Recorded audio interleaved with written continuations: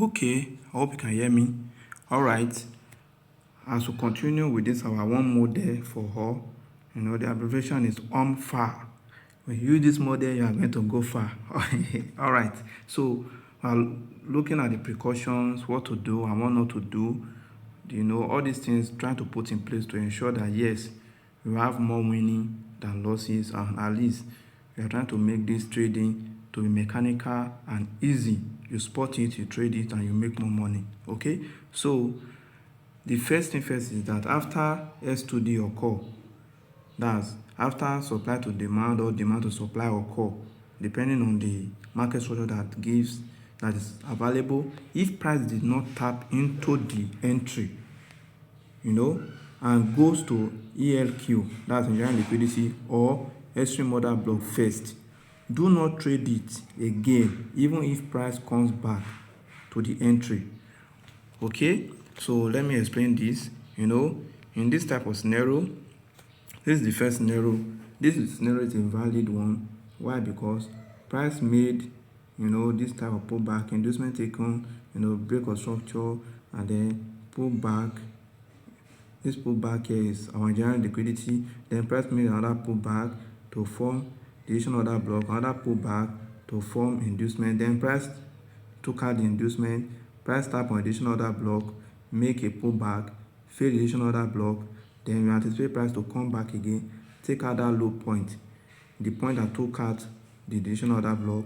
Then price use the S2D, that meaning supply that failed, then demand take over. Okay, supply fail, demand take over, and then this trade will continue to go and take out the structure high point since we are buying. If you are selling, the same process. Okay, so but you see what happens here in this type of scenario.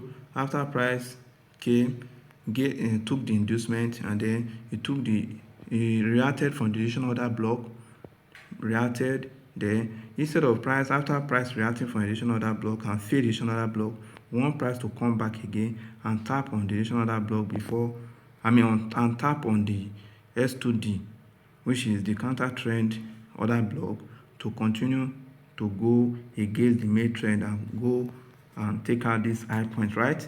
But you see what happened here. After price reacted from additional order block and fail it, price did not retrace back. Price just went up and then do what? It took out the engineering liquidity. And when price has taken out engineering liquidity, this S2D is no longer valid, or D2S. In this situation, we are looking at S2D because it's a buying scenario. Price is selling, then we are trying to buy against it because of this flip that happened. So when this happened, that price, instead of price to come back and take out this low point and then to continue to go against the trend with this our model, but price did not do that. Price first of all went up to take out this engineering liquidity. Then you can see that sometimes price may want to come back. When price is coming back, then sometimes price may react here, but majority of the time those are fake reactions, because for price to have gotten to this ELQ, engineering liquidity, it means that every entry here is now invalidated. Price is trying to tell us that yes, I've taken out engineering liquidity. There may be some entry model here. Some entry we can check on lower time frame. If we see our entry model, we'll take it. So there may be some entry here that is going to tell us that yes, this market is going to continue selling. So any entry that will be placed here after price has already taken out engineering liquidity, any entry here will be invalid. Price will mostly take out those type of trade. Okay, so that is one precaution we have to take note of. After S2D occur, if price did not tap into the entry and goes to ELQ, engineering liquidity, or EOB first, do not trade it again. Even if price comes back to that type of entry, price can try to make some funny move there, but they are very dangerous. We need not to trade such. Now, after inducement is taken, price must react with valid pullback and then fail the DOB for possible flip entry.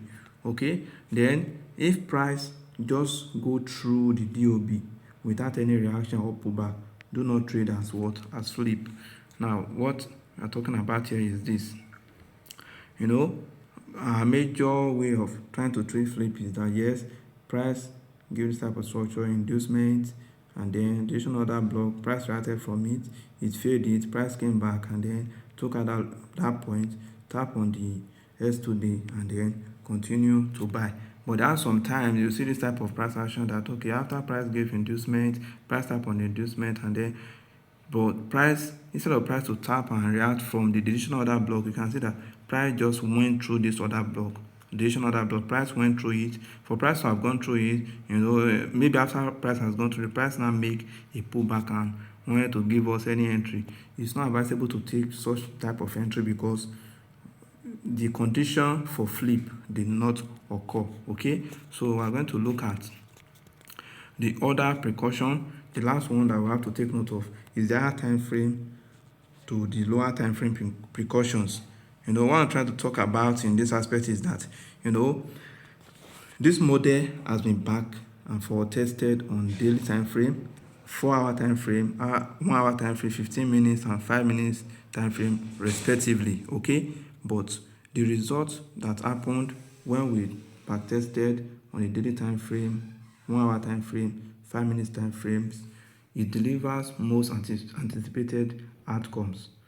By taking a lot of trade on these time frames, the result was very good. Then when we now use this same combination of 4-hour and 15 minutes time frame, you see the result was poor. But if at all you must use any of those time frame between 4-hour and 15 minutes, when we see a flip zone, like that's our entry model, when it happens on the 4-hour time frame, it gives more it makes the trade more valid than if we are on just on 15 minutes time frame. We just see the entry on 15 minutes time frame and want to take it because the higher the time frame, the more better the entry has an opportunity to play out. Okay, so because if you have an entry on 15 minutes time frame, the 1-hour time frame will be telling us another thing.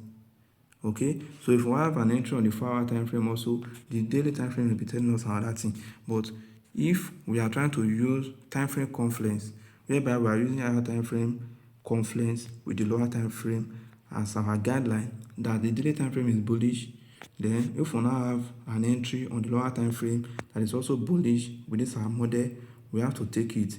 There's no need going to the 4-hour or 15 minutes time frame to look for any other type of entry.